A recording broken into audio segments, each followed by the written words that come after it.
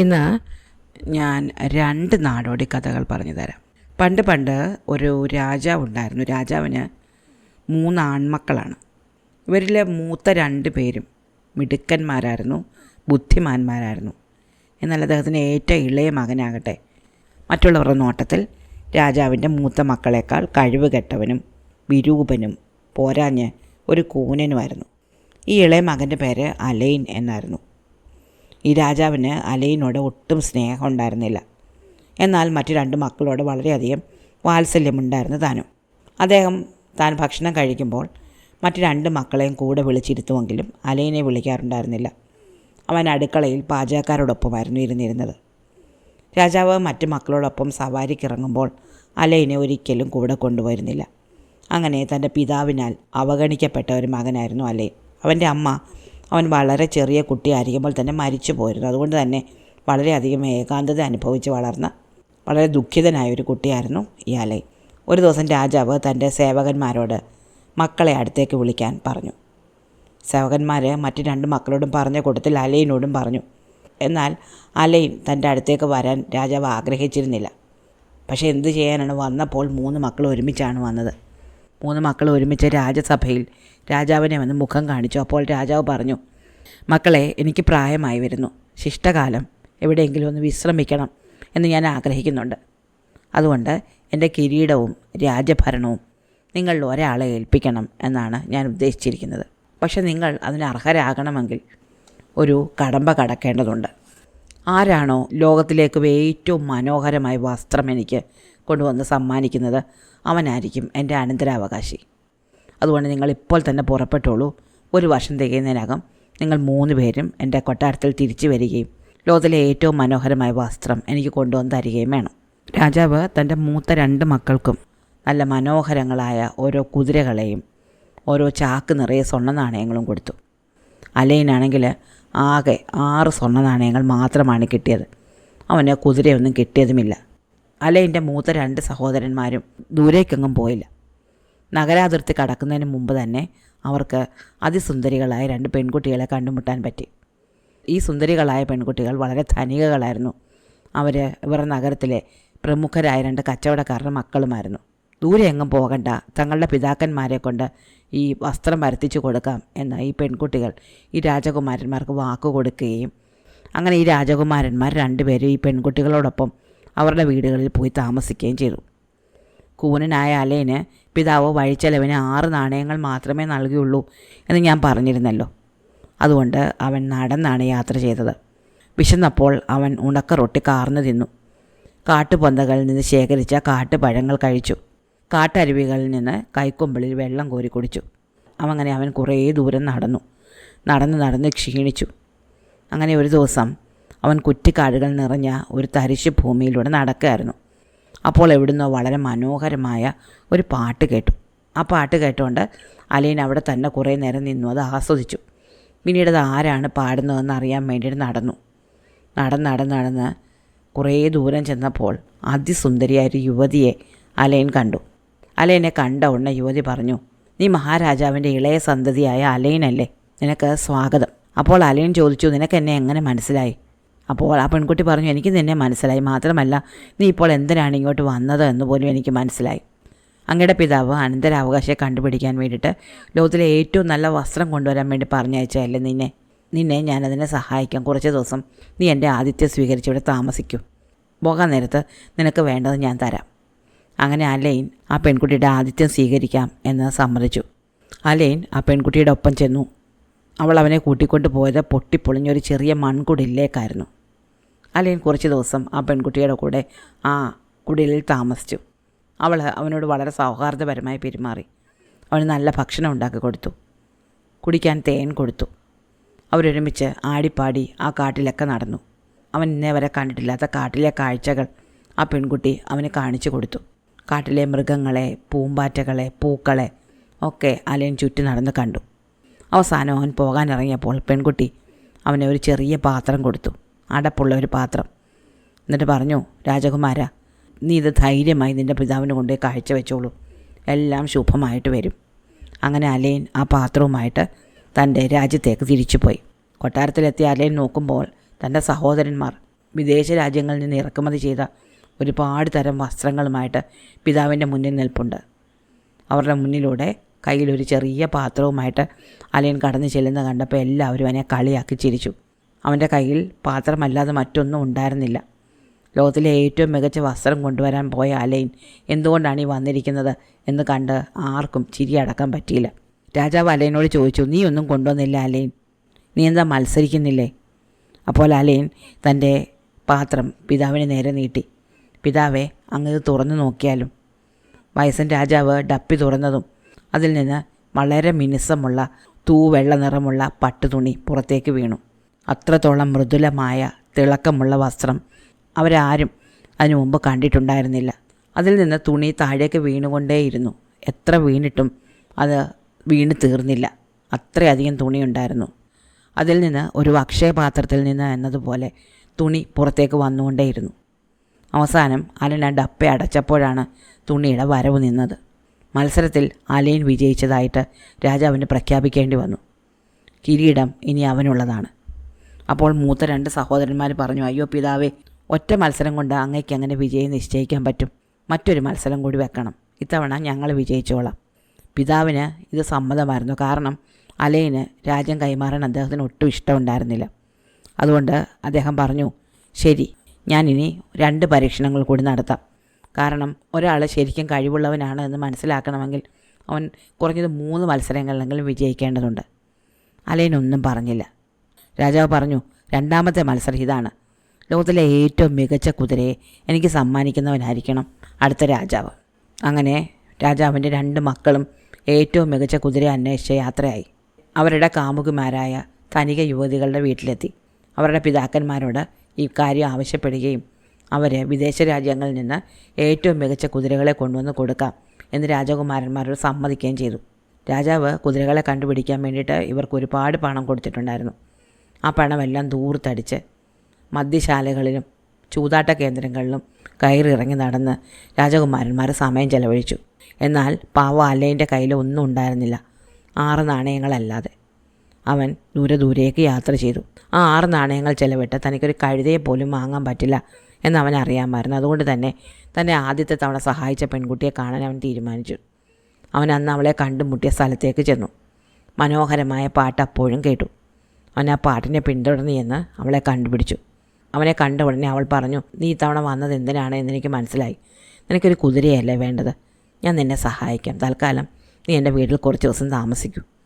അങ്ങനെ അവൻ ആ പെൺകുട്ടിയുടെ കുടിലിൽ കുറച്ച് ദിവസം താമസിച്ചു. എന്നിട്ട് പോകാനിറങ്ങിയപ്പോൾ പെൺകുട്ടി അവൻ്റെ കയ്യിൽ ചെറിയൊരു പാത്രം കൊടുത്തു. അപ്പോൾ അലയൻ പറഞ്ഞു, കഴിഞ്ഞ പട്ട് തുണിയൊരു പാത്രത്തിൽ തന്നു വിട്ടത് എനിക്ക് മനസ്സിലാക്കാം, പക്ഷേ എനിക്ക് ഇത്തവണ വേണ്ടത് ഒരു കുതിരയാണ്.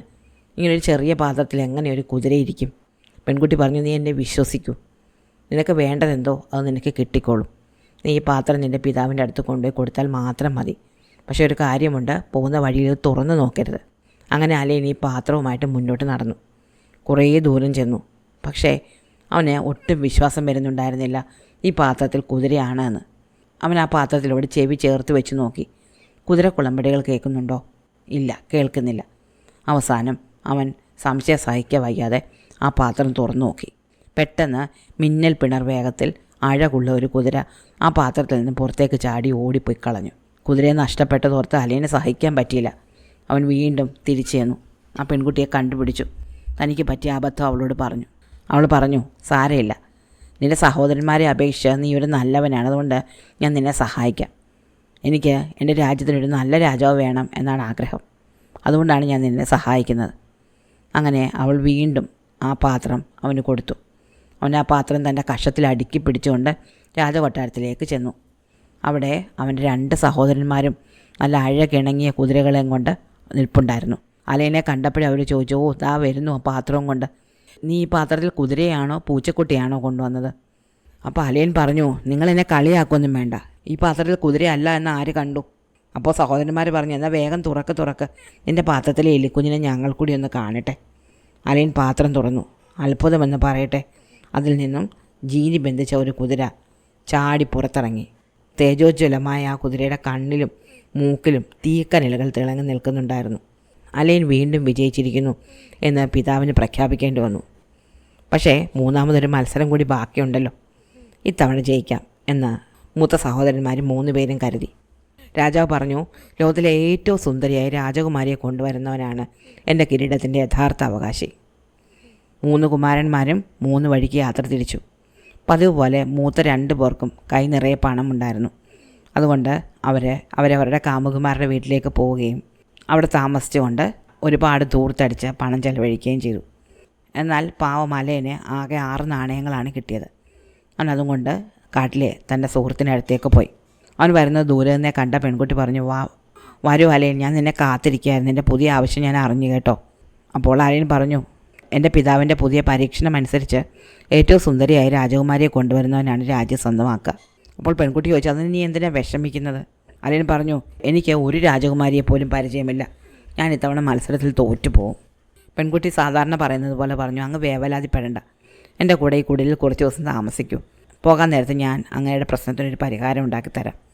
അങ്ങനെ അലയൻ കുറച്ച് ദിവസങ്ങൾക്ക് ശേഷം പോകാൻ നേരത്ത് പെൺകുട്ടി അവൻ്റെ കയ്യിലൊരു പിടക്കോഴിയെ കൊടുത്തു. ആ പിടക്കോഴിയുടെ പുറത്ത് ഒരു സിൽക്ക് തുണി ചുറ്റിയിട്ടുണ്ടായിരുന്നു. അവൾ അലയനോട് പറഞ്ഞു, ഒന്നും പേടിക്കേണ്ട, ഈ കോഴിയെ കൊണ്ട് കൊട്ടാരത്തിലേക്ക് പോയിക്കൊള്ളൂ. കൊട്ടാരത്തിൽ ചെന്ന് ഇത് രാജാവിനെ ഏൽപ്പിച്ചാൽ മതി, അങ്ങയ്ക്ക് വേണ്ടത് കിട്ടും. അവൻ പറഞ്ഞു, എനിക്ക് ഒരു രാജകുമാരിയാണ് വേണ്ടത്, പിടക്കോഴിയല്ല. അപ്പോൾ ഈ പെൺകുട്ടി പറഞ്ഞു, അങ്ങ് ഒന്നും പേടിക്കേണ്ടത് ഞാനല്ലേ പറഞ്ഞത്, എന്നെ വിശ്വസിക്കൂ. ഈ കോഴിയെ കൊണ്ട് കൊട്ടാരത്തിലേക്ക് പോയിക്കൊള്ളൂ. അങ്ങനെ അലയൻ കൊട്ടാരത്തിലേക്ക് യാത്ര തിരിച്ചു. ഒരു കൊടുങ്കാട്ടിലൂടെ ആയിരുന്നു പോയിക്കൊണ്ടിരുന്നത്. പക്ഷേ ഇടയ്ക്കൊന്ന് വിശ്രമിക്കാനിരുന്നപ്പോൾ കോഴി എങ്ങോട്ടോ ഓടിപ്പോയി. അലനാകെ സങ്കടമായി. അവൻ തിരിച്ച് തൻ്റെ സുഹൃത്തിൻ്റെ അടുത്തേക്ക് എത്തിയെങ്കിലും അവിടെ എങ്ങും അവളെ കണ്ടില്ല. അവൻ അവിടെ നിന്ന് കരയാൻ തുടങ്ങി. അപ്പോൾ അതിസുന്ദരിമാരായ 2 രാജകുമാരിമാർ ആ വഴി വന്നു. എന്നിട്ട് അതിലൊരാൾ അവനോട് ചോദിച്ചു, രാജകുമാര, അങ്ങ് എന്തിനാണ് കരയുന്നത്? അവൻ പറഞ്ഞു, എൻ്റെ കോഴി എങ്ങോട്ടോ ഓടിപ്പോയി. അപ്പോൾ ആ രാജകുമാരി പറഞ്ഞു, അത്രയേ ഉള്ളോ കാര്യം, അങ്ങ് ആശ്വസിക്കൂ, കോഴിയെ ഞാൻ കണ്ടെത്തി തരാം. അങ്ങനെ ആ രാജകുമാരി ഒരു ആംഗ്യം കാണിച്ചപ്പോൾ ഒരു പിടക്കോഴി എവിടെ നിന്നോ പറന്നു വന്നു. അതിൻ്റെ പുറത്ത് അപ്പോഴും ആ സിൽക്ക് തുണി ചുറ്റിയിട്ടുണ്ടായിരുന്നു. അവൻ വീണ്ടും ആ കോഴിയെ എടുത്തു. അപ്പോൾ അവൻ്റെ മുൻപിൽ നേരത്തെ പ്രത്യക്ഷപ്പെട്ടിരുന്ന ആ 2 രാജകുമാരിമാരിൽ 2ാമത്തെ ആൾ അവളുടെ കയ്യിലുണ്ടായിരുന്ന മാന്ത്രിക ദണ്ഡ് വീശുകയും അവിടെ മനോഹരമായ 7 കുതിരകളെ പൂട്ടിയ ഒരു കുതിരവണ്ടി വരികയും ചെയ്തു. അലയൻ തൻ്റെ കയ്യിലെ കോഴിയുമായിട്ട് ഈ കുതിരവണ്ടിയിൽ കയറിയിരുന്നു. അപ്പോൾ ആദ്യത്തെ രാജകുമാരി തൻ്റെ മാന്ത്രിക ദണ്ഡ് ഒന്നുകൂടി വീശി. അതോടെ ഈ കുതിരകൾ അവനെയും വലിച്ചുകൊണ്ട് രാജകൊട്ടാരത്തിലേക്ക് പോയി. കുതിരവണ്ടി മുന്നോട്ട് പോകെ അലയൻ്റെ പുറത്തെ കൂന് പതുക്കെ അലിഞ്ഞലിഞ്ഞില്ലാതായി. കൊട്ടാരത്തിലെത്തിയപ്പോഴേക്കും വളരെ വിശിഷ്ടമായ രാജകീയ പ്രൗഢിയുള്ള പട്ട് വസ്ത്രങ്ങൾ ധരിച്ച ഒരു സുന്ദരനായിട്ട് അലയൻ മാറി. അവൻ്റെ കയ്യിലുണ്ടായിരുന്ന കോഴി അപ്പോഴേക്കും സുന്ദരിയായൊരു പെൺകുട്ടിയായിട്ട് മാറി. അവൻ സൂക്ഷിച്ചു നോക്കിയപ്പോൾ തന്നെ കഴിഞ്ഞ 2 തവണയും സഹായിച്ച മനോഹരമായി പാട്ട് പാടുന്ന കാട്ടിലെ പെൺകുട്ടി തന്നെയാണ് ഇത് എന്നവന് മനസ്സിലായി. തൻ്റെ വധുവിനെയും കൊണ്ട് അവൻ രാജകൊട്ടാരത്തിലേക്ക് കടന്നു ചെന്നു. അവൻ്റെ 2 ജ്യേഷ്ഠന്മാരും അവരിഷ്ടപ്പെട്ടിരുന്ന വ്യാപാരികളുടെ മക്കളായ പെൺകുട്ടികളുമായിട്ട് അവിടെ എത്തിയിട്ടുണ്ടായിരുന്നു. അവരിരുവരും വളരെ വിലപിടിപ്പുള്ള വസ്ത്രങ്ങളും ആഭരണങ്ങളും ധരിച്ചിരുന്നു.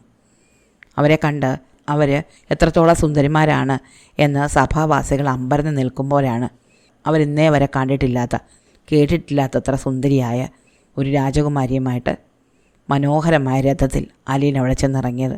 രാജാവിന് അലയനെ ജയിച്ചതായിട്ട് പ്രഖ്യാപിക്കാതെ തരമില്ലാതായി. അങ്ങനെ അലയൻ ആ രാജ്യത്തെ രാജാവായിട്ട് അവരോധിക്കപ്പെട്ടു. അലയൻ്റെ സ്ഥാനാരോഹണ ദിവസം അവിടെ വലിയൊരു വിരുന്ന് നടക്കുന്നുണ്ടായിരുന്നു. എല്ലാവരും ആടിയും പാടിയും വിശിഷ്ടമായ ഭക്ഷണങ്ങൾ കഴിച്ചും ആഘോഷിച്ചു. അലയൻ്റെ ഭാര്യയായ രാജകുമാരി അതിഥികൾക്കിടയിലൂടെ നടക്കുന്നുണ്ടായിരുന്നു. അതിഥികളൊക്കെ വളരെ രുചികരമായ ഭക്ഷണം കഴിച്ചുകൊണ്ടിരിക്കുകയായിരുന്നു. രാജകുമാരി ഓരോ പാത്രത്തിൽ നിന്നും ഭക്ഷണ സാധനങ്ങൾ മറ്റാരും അറിയാതെ തൻ്റെ ഉടുപ്പിൻ്റെ അറ്റം മടക്കി അതിനുള്ളിലേക്ക് നിക്ഷേപിക്കുന്നത് അലയൻ്റെ ജ്യേഷ്ഠന്മാരുടെ ഭാര്യമാർ കണ്ടു.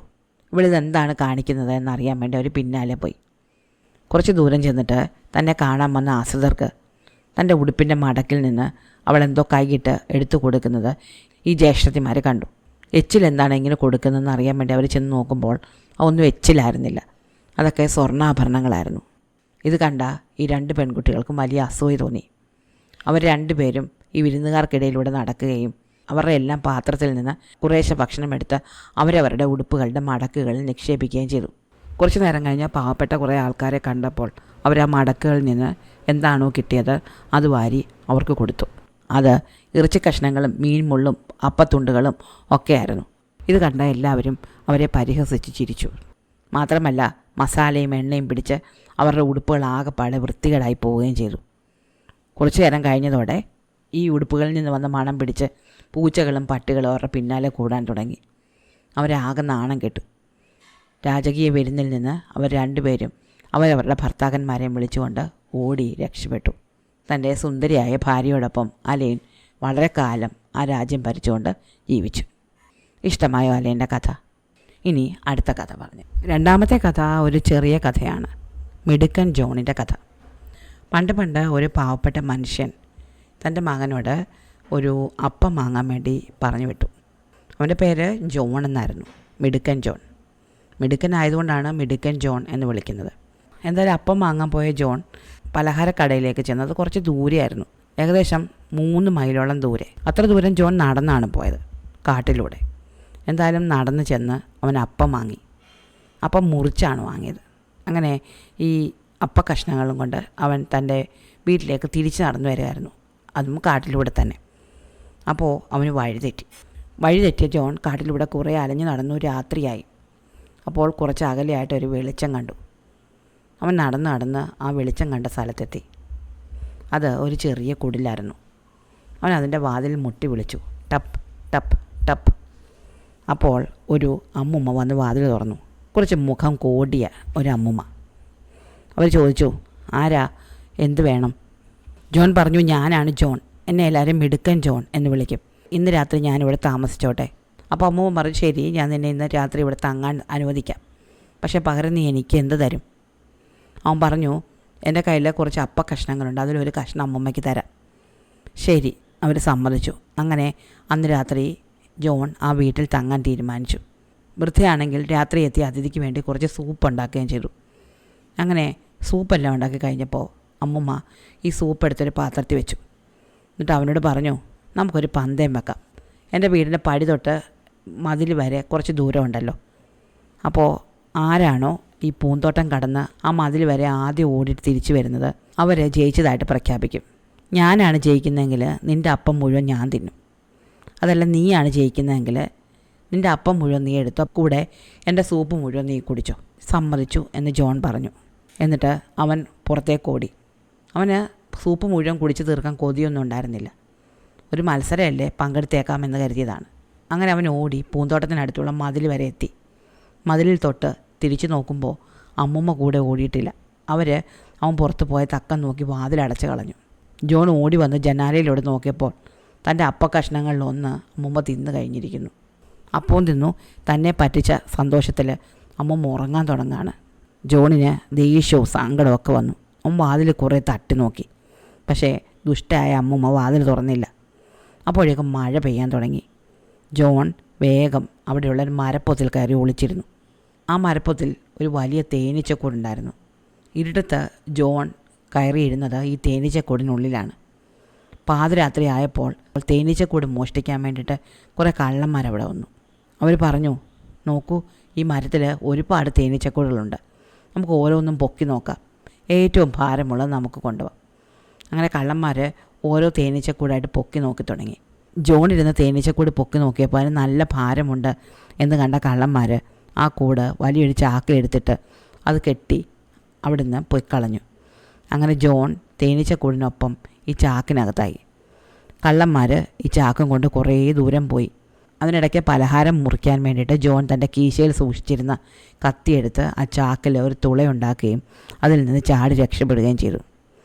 പക്ഷേ ഇരുട്ടത്ത് അവൻ അപ്പോഴും വഴി കാണാൻ വയ്യായിരുന്നു. അങ്ങനെ അവൻ കുറച്ചുകൂടി അലഞ്ഞു തിരിഞ്ഞു. നേരം വെളുക്കാറായപ്പോൾ അവനൊരു ആട്ടിടയനെ കണ്ടുമുട്ടി.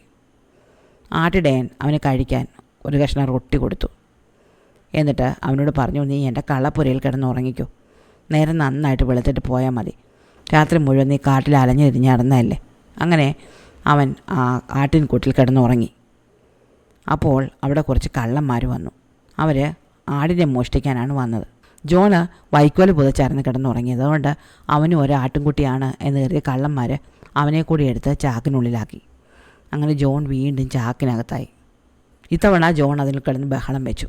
കുറേ ദൂരം ചെന്നപ്പോൾ ഈ ആട്ടിൻകുട്ടി വല്ലാതെ ബഹളം വെക്കുന്നല്ലോ എന്ന് തോന്നിയ കള്ളന്മാർ ആ ചാക്ക് പുറത്തിറക്കുകയും തുറന്നു നോക്കുകയും ചെയ്തു. അപ്പോൾ ജോണിനെ കണ്ടു. കള്ളന്മാർ ആദ്യം അവനെ കൊല്ലാം എന്നാണ് വിചാരിച്ചത്. പിന്നെ അവൻ്റെ മുഖത്ത് നോക്കിയപ്പോൾ കൊല്ലാൻ തോന്നിയില്ല. നല്ല ഓമനത്തമുള്ള കുട്ടിയായിരുന്നു. അതുകൊണ്ട് അവിടെ കിടന്നിരുന്ന ഒരു വീപ്പയിലിട്ട് അവനെ അടച്ചിട്ട് അതിന് ചുറ്റുമിരുന്ന് അവർ കുറച്ച് ഭക്ഷണമൊക്കെ കഴിച്ചിട്ട് വീണ്ടും അവിടെ നിന്ന് പോയി കളഞ്ഞു. കള്ളന്മാർ ഭക്ഷണം കഴിച്ചപ്പോൾ അവിടെ കുറച്ച് എച്ചിലൊക്കെ ഇട്ടിട്ടുണ്ടായിരുന്നു. ഇത് തിന്നാൻ വേണ്ടിയിട്ട് കുറേ ചെന്നായ്ക്കൾ അവിടെ വന്നു. ചെന്നായ്ക്കളെ എച്ചിൽ നിന്ന് ഈ വീപ്പയുടെ പുറത്ത് കയറുകയും അതിന് മുകളിലിരുന്ന എച്ചിൽ തിന്നുകയും ഒക്കെ ചെയ്തു. ഈ സമയത്ത് ജോൺ വീപ്പയുടെ വിടവിലൂടെ ചെന്നയുടെ വാലിൽ പിടിച്ച് വലിച്ചു. ചെന്ന പേടിക്കുകയും വിരൽ പിടിച്ച് ഓടുകയും ചെയ്തു. വീപ്പ മറിഞ്ഞു. അത് പൊട്ടി. ജോൺ പുറത്ത് വന്നു. അവൻ കാട്ടിലൂടെ വീണ്ടും നടന്നു. അപ്പോൾ ഒരു കുടിലിൻ്റെ മുന്നിൽ എത്തിച്ചേർന്നു. ഇത്തവണ പകലാണ് അവൻ എത്തിയത്. അതുകൊണ്ട് തന്നെ താൻ നേരത്തെ എത്തിയ കുടിലാണ് ഇത് എന്നവന് മനസ്സിലായില്ല. വൃദ്ധയാണെങ്കിൽ വാതിൽ തുറന്നിട്ടിട്ട് ചുള്ളിലൊടിക്കാൻ പോയിരിക്കുകയായിരുന്നു. പുറത്തെങ്ങും ആരെയും കാണാഞ്ഞിട്ട് ജോൺ അകത്തേക്ക് കടന്നു ചെന്നു. ചെന്നപ്പോൾ മേശപ്പുറത്തിരിക്കുന്നു അമ്മൂമ്മ തലേന്നുണ്ടാക്കിയ സൂപ്പും ഒരു കഷ്ണം തിന്നതിൻ്റെ ബാക്കി അപ്പവും. ഇത് തന്നെ പറ്റിച്ച അമ്മൂമ്മയുടെ വീടാണ് എന്ന് ജോണിന് മനസ്സിലായി. അവൻ ആ സൂപ്പ് മുഴുവൻ എടുത്ത് കുടിച്ചു. ബാക്കിയായ അപ്പക്കഷ്ണങ്ങളും പൊതിഞ്ഞുകൊണ്ട് അവൻ തൻ്റെ വീട്ടിലേക്ക് തിരിച്ചുപോയി. ഇഷ്ടമായോ മിടുക്കൻ ജോണിൻ്റെ കഥ? 2 കഥകളിൽ ഏതാണ് നിങ്ങൾക്ക് കൂടുതൽ ഇഷ്ടപ്പെട്ടത്? അടുത്ത കഥ അടുത്ത ദിവസം.